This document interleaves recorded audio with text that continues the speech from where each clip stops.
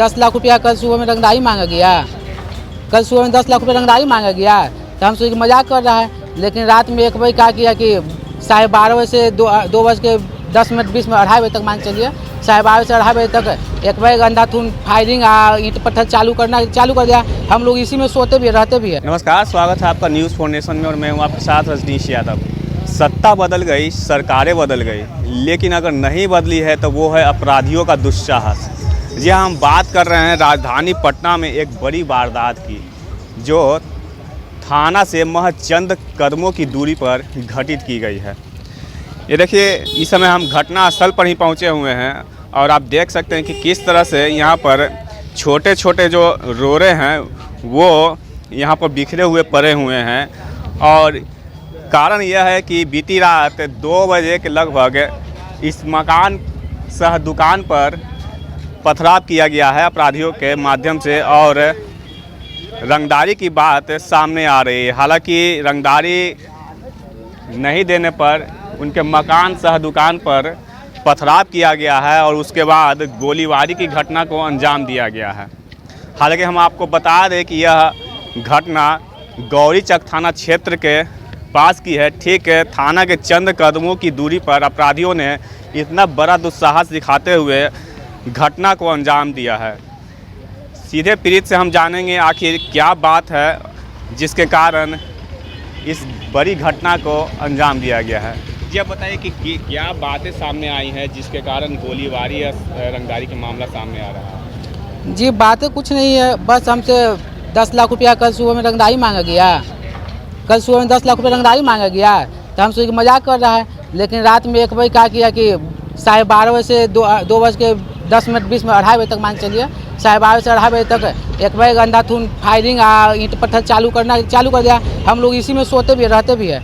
तो हमने 1 बजे करीब ऊपर चढ़ा तो देखिए भाई कहाँ पत्थरबाजी हो रहा है। ऊपर में चढ़ा तो देखा कि नीतीश कुमार हमको देखा तो मैं हम पर भी फायरिंग किया छत पर। जो चूँकि हम बाल बच गए हैं, चूँकि हम ऊपर थे और नीतीश कुमार नीचे से गोली चलाया था। हमलावर कौन है? हमलावर नीतीश कुमार प्रमुख संजू देवी की भतीजा है और एक का नाम है बबलू कुमार, वो उसका पिता का नाम संजय साहू है। और एक है नमूना कुमार, उसका पिता का तो नाम नहीं जानते लेकिन चाचा का नाम जानते हैं, रामप्रीत सिंह है, वो नीतीश कुमार का पड़ोसी ही है। और 5-6 वो टोटल 8 अपराधी थे जिससे मैं 5 को नहीं पहचान सका। बीती रात की घटना है 12:30 बजे से लेकर 2:30 बजे तक। कितनी गोली राउंड फायरिंग हुई है? वही करीब 8 गोली 8 राउंड फायरिंग हुई है।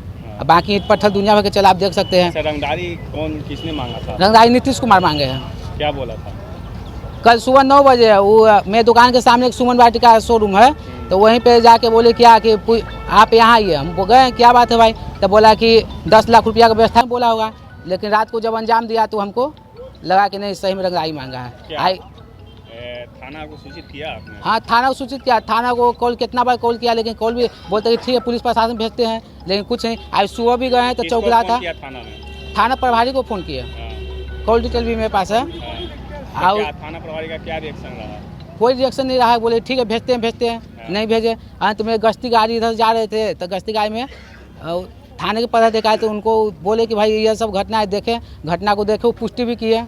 उसके बाद बड़ा बाबू को कॉल भी किए कि सर ऐसा सब बात है, गोलीबारी हुआ है, ईंट पत्थर चला है। तब बड़ा बाबू कहते अच्छा ठीक है देख लेते हैं, रामकिशन जी को भेजते हैं। उसके बाद भी वो भी आधा घंटा करीब इंतजार किए, कोई प्रशासन कोई कुछ नहीं आया। जो पदाधिकारी आए थे वो कौन थे? उनका नाम मनोज कुमार था सर, वो भी दरोगे थे, छोटा दरोगा। थाना में आपने आवेदन दिया है, एफआईआर किया? हाँ, थाना में आवेदन सुबह भी दिया से लेकर घूर बोले कि बड़ा बाबू आएंगे तब लेंगे। हालांकि उनके व्हाट्सएप के माध्यम से एसएसपी के यहाँ, उनके यहाँ, सभी के यहाँ भेज दिए सर। तो देख रहे थे आप कि किस तरह से यहाँ के दुकानदार जितेंद्र कुमार पर अपराधियों के द्वारा हमला किया गया। उनके मकान पर और उनके दुकान पर भी पथराव किया गया है। हमने आपको पथराव के बाद की तस्वीरें जो ईंट पत्थर है उसको दिखाया है हमने, और वहीं दूसरी तरफ हम आपको दिखाएं कि यही देखिए वो सामने इनके दुकान के सामने सुमन वाटिका है।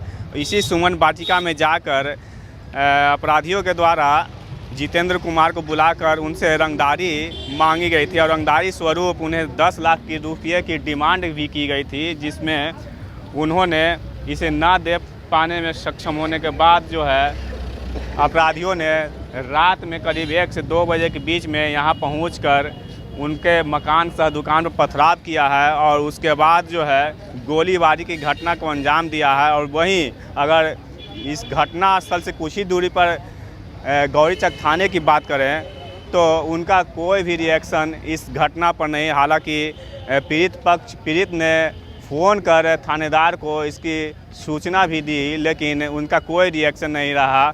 लेकिन गश्ती गाड़ी आ रही थी और उसी दरमियान पीड़ित ने गश्ती गाड़ी में बैठे पदाधिकारी को इंगित किया, तब जाकर यह मामला जो है उनके प्रकाश में आया और पीड़ित ने आवेदन थाना में दे दिया है। लेकिन अब देखने वाली बात यह होगी कि क्या वो अपराधी जिन्होंने घटना घटित की है वो पकड़ में आते हैं या फिर नहीं, यह देखने वाली बात होगी। हालांकि हम बता दें कि लगातार जदयू के साथ जिस तरह से राजद सरकार चला रही है उसके बाद विपक्षी पार्टियां लगातार हमलावर हैं और वो हमेशा जंगल राज की पुनर्वापसी की बात करते रहते हैं। तो हम यही चाहेंगे कि इस जो घटना अभी घटी है उसकी पुनरावृत्ति ना हो और इस मामले का पटापेक्ष हो, तो कहीं जाकर सरकार के ऊपर जो लगने वाले जो दाग हैं वो धूल पाएगी। लेकिन अब देखने वाली बात यहाँ पर यह होगी कि क्या इस मामले में जो भी अपराधी हैं वो पुलिस के पकड़ में आते हैं या फिर नहीं, यह देखने वाली बात होगी। Rajneesh, news 4 nation, Patna city.